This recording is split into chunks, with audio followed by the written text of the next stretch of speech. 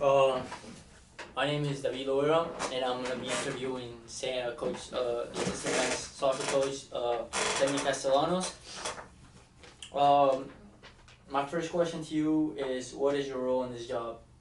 I'll say my role is to make better human beings, better soccer players.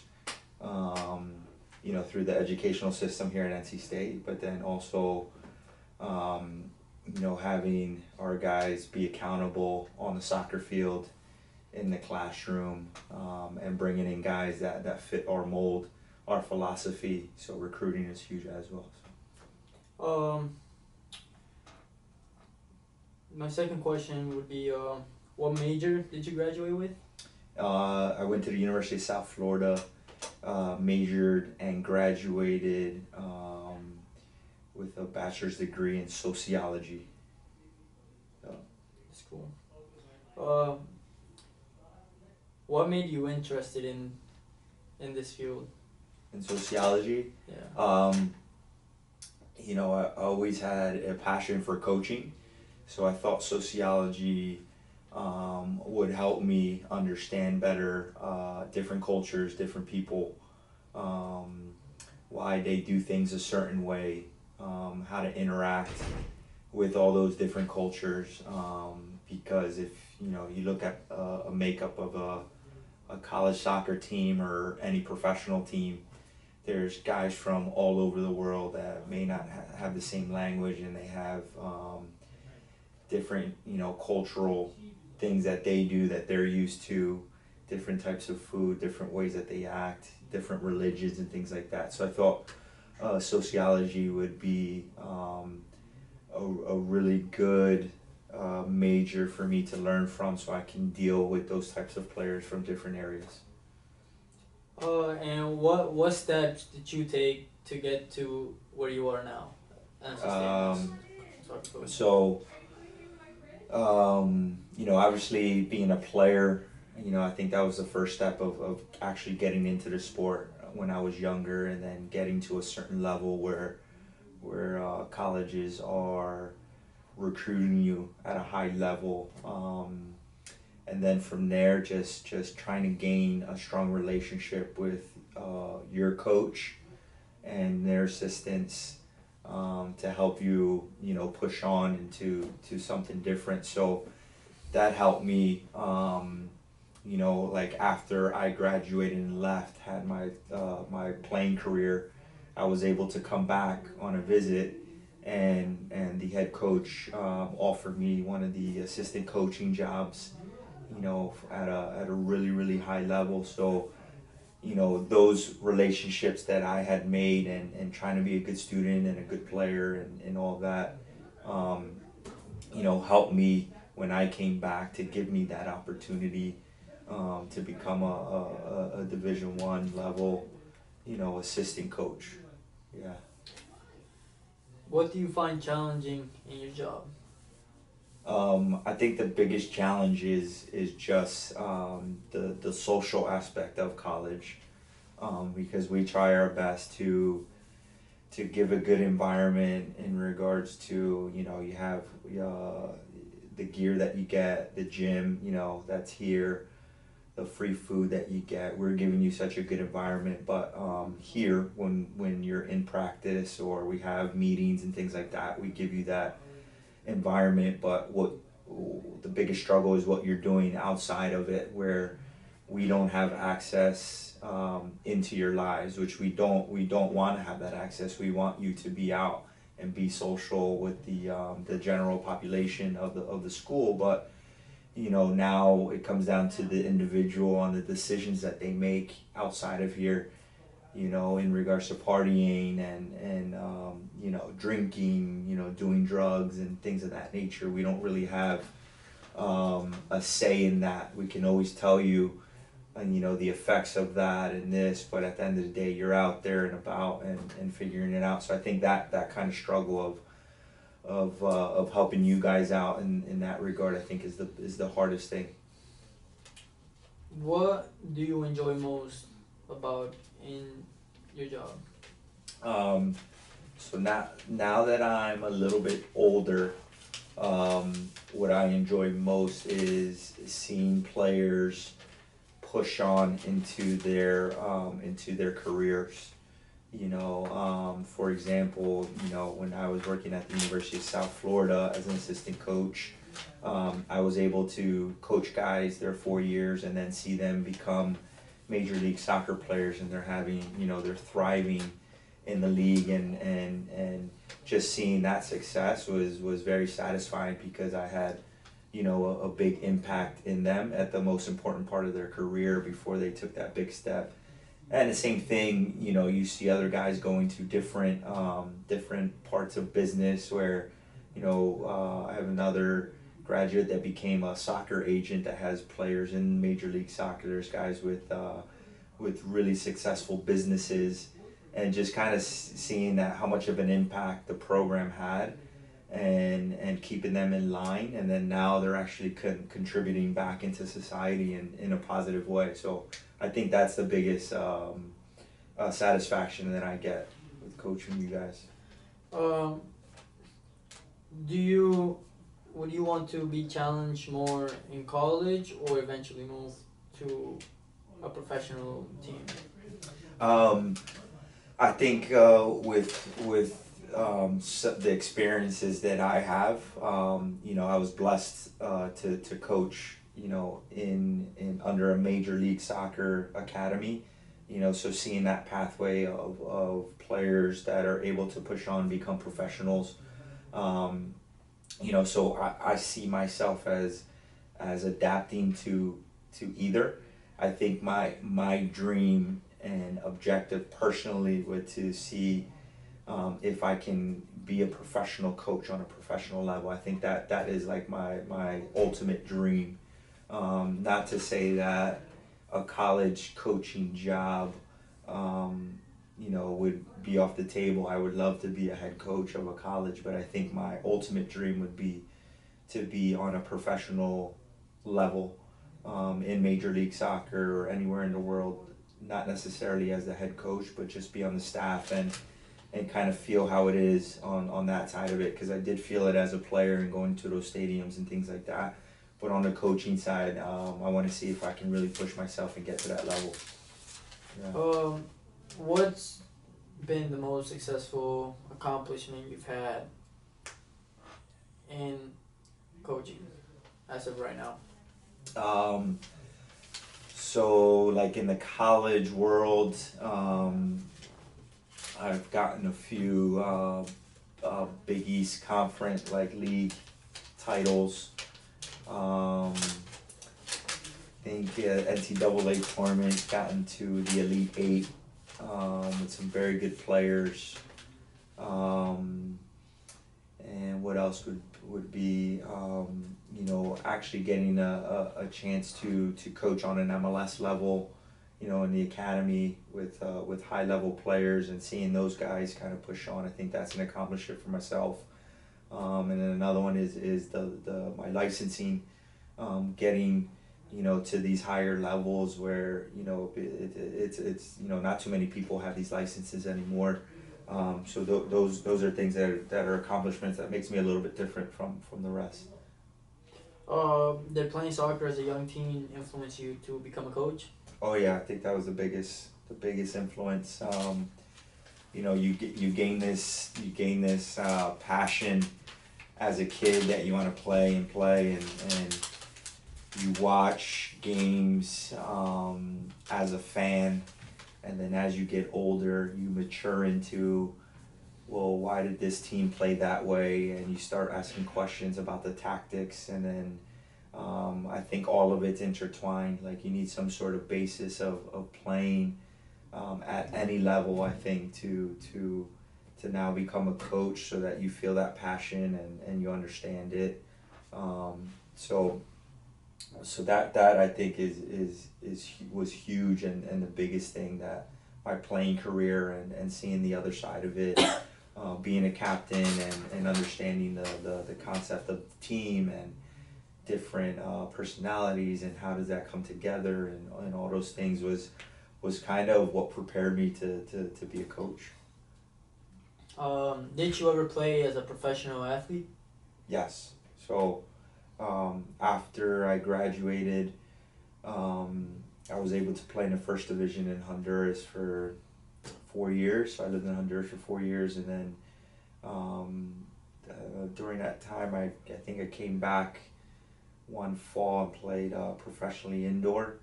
And for the Philadelphia Kicks was a fun time. I got to play with my brother, so that was cool that we were both playing professionally together.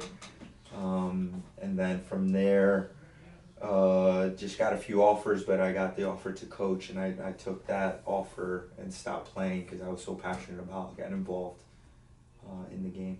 Um, what do you look for during the process of recruiting? So I look forward to it. Like, what do you look? Like, what aspects do you like, or like, what characteristics do you look during the process of recruiting a player? Yeah, so there's a lot of good players out there, but we need to kind of hone in on what we actually need for our team. So if we have a really good midfielder, we may not need to go out and get another really good midfielder, you know. But we may have an outside back that got drafted, and then now we need to, that's a necessity for us. So I think first of all, you got to see how your team is made up and what is necessary for the team. And then the next thing is your style of play. So your philosophy in the team. Is this a guy that is going to fit in well to your style of play? And then character-wise, does he fit the mold of what's important in your program? Those key words. Is he respectful? Is he humble? Those types of characteristics. Or is it a guy that's selfish, that doesn't work hard? We don't need those types of players. So I think we have our characteristics for each position, and then talking to that kid and seeing if they fit the mold of the philosophy in regards to character, how they approach it, what are their goals, and things like that. If they fit in, if they check most of those boxes, then that's somebody that we will heavily go after or bring in on a visit, bring the parents in and let them in and kind of see what this is about. What role do you play when deciding on recruits? So, for instance, there's 4 coaches. Mm-hmm. How do you guys come to the conclusion that that's the guy that you guys want? Like, what role do you play in that? So it's similar to the last answer in regards to like characteristics. We have set things that we want to see within that, and then bringing the whole coaching staff together and kind of getting everyone's opinion and kind of seeing what is the idea that we see within the 4 coaches. So like there could be a certain characteristic that all 4 of us see and make a check and say, okay, we all agree on that and we want to move forward. We like that part of him. And then there could be something that we see differently in one kid that may be good, it may be negative, and then we can have really good educated conversations about, is that something that we can help him with here, or is that something that's always going to be a part of this kid that we're not able to change? Or do we risk it and say, hey, we'll bring him in and see if we can work with him and see if we can change some of these negative habits and try to make him a better player for the end. So I think it's individual in the beginning where you see the player, you see his film, and everyone has their opinions on it. And then we'll come together as a group and say, okay, well, what matches up with everybody's opinion, and then what doesn't match up? And is this something that we want to move forward and say, okay, well, can we help him with this? Can we not? And then we'll make an educated decision after that, whether we bring him in or not. When it comes to a player, what role or like what would you like to see in them that you say that kid will be a pro, like, in both playing wise and attitude wise? Yeah. So I mean, to get to that level, you need talent. You need a certain level of talent. And there's a lot of talented kids out there that have the wrong mentality or wrong approach. And the only reason I say that is because now that I'm an older guy and I've gone through the process and I've played at a high level and all that, you can look back and say, man, some of these younger guys are very naive and need to have a better approach and attitude and work rate, because most of the talented kids think that their talent is going to get them to a certain level of play, which is not true. You need a certain level of talent, which is when you're young, you need all the bases to get to that certain level of talent. But then as well, you need the right mentality and work rate, because, hardworking, talented players are players that will make it. But, a lazy, talented players are the guys that get very cloudy and think they're going to make it and end up fizzling out of the mix and not doing it and wondering why they didn't make it.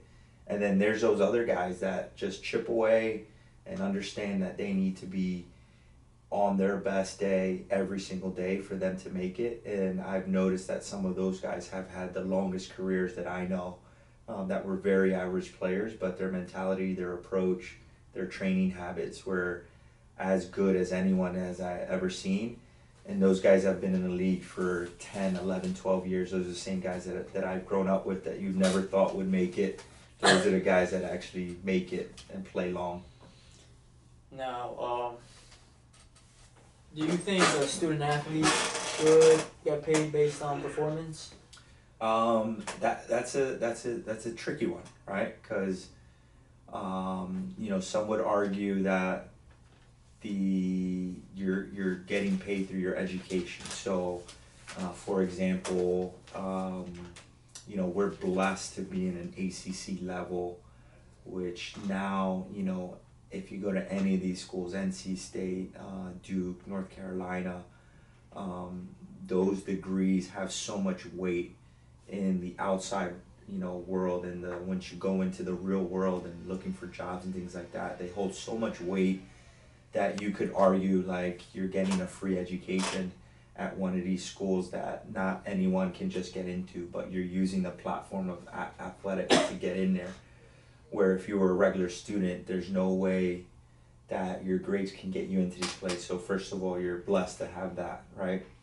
And then the next part is the things that you get, being a student athlete, the meals that you get during the week that are for free. So you'll get dinner, Monday through Friday or Monday through Thursday, something like that. You get a free dinner. The breakfast that you get here, and then your meals throughout the day. So you're basically getting all your necessary things that you need. And then especially if you're on a full scholarship, you're getting some money in your pocket as well to live your life. So, you could argue it that way. I think when you get into these more major sports like football and basketball, I think you could argue it a bit more because they're selling arenas, they're filling all the stadiums, playing at such a high level, putting so much damage on their bodies in such a short period of time, that you could argue, yes, those guys need to get paid, but then it just opens up a whole new world of, well, how much are they worth, and does everyone get paid? What about the walk-on kid that just barely made the team? Is that kid getting paid? You know what I mean? So I think there's so many levels to it that you're almost better off not doing it until there's a proper plan in place and before you actually go into actually doing it, because there could be so many levels. There's a talented guy that that's going to get drafted in the first round that may, you could pay, but then that last guy in the roster that doesn't really see any minutes, well, why is he able to get paid? He just made the team and he's getting an education and he's not going to go professional. So I think you have those arguments there, but from the soccer point of view, like our sport, I I don't see that being a positive. I think they're getting enough paid for already, where there wouldn't be a need to pay these kids. But it seems like the sport is going that way, where kids are leaving earlier, kids are getting more money to get into Major League Soccer. So you may see one day, maybe in 10 years, that soccer gets to that sort of level.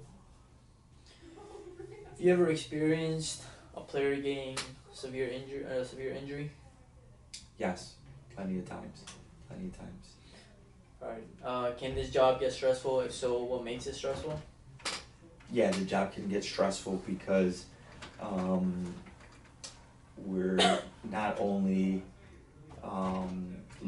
looked at in a microscope on how our guys are doing educationally, but our jobs is based off of wins and losses.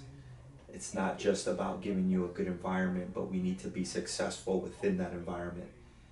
So we can have a team that can have a 3.5 GPA and everybody is graduating and straight A's, but we're not doing well on the field, and our boss as a staff, so our athletic director, can look at that in a negative way and say, well, it's great, you're doing well from an education point of view, but we want to compete with the best schools in the nation so that we can get the best players in here, so we need to win. So a lot of emphasis on winning and being competitive in the ACC can lead to a lot of stress in season. So that's something that we have to deal with, on a daily basis in the season. That we want to make sure that we're doing well, not only in the classroom, but we have to be doing well on the field as well. How often do you have free time? Free time? I don't know what that is. No, I mean, you get your little bit of a break maybe in the winter time, on the holidays there. The tricky thing about this job, usually those holidays that you would think there's a break, there's usually a big college showcase in those times, or an academy showcase. Something is always happening in there. So you really have to pick and choose those times, and then in the summertime you have camps going on. So there's kind of mix and match where you may get 5 days here or a day here, or you may get 10 days in the holidays, and just really take advantage of that time of spending time with family or traveling, to kind of get away from everything so you can come back fresh and energized to get after it again.